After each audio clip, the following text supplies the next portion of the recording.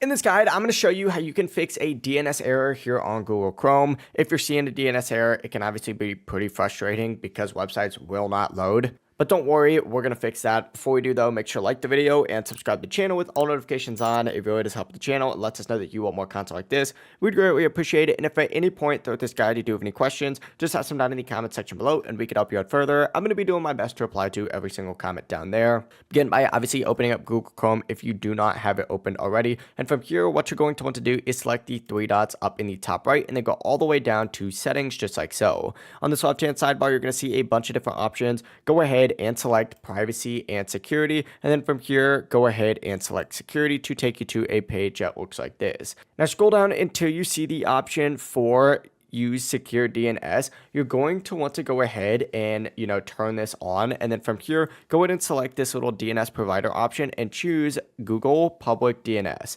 Check again to see if your websites start loading after doing this. However, if the issue does still continue, you're going to want to go down to your Windows settings. So click on your search bar and then go ahead and type in settings, or just select settings to open it up. Once you are on this, go ahead and select network and internet to go to a page that looks like this. And then either choose your Wi-Fi or Ethernet depending on what you're on. I'm currently on Ethernet right now, so I'm going to choose Ethernet. Once you are on this page, you're going to see a bunch of different stuff. Once again though, go ahead and scroll down until you see the DNS server assignment option right here and go ahead and select edit.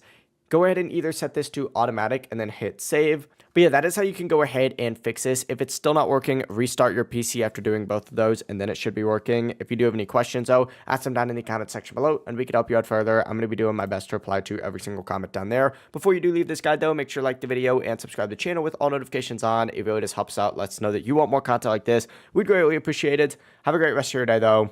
Peace.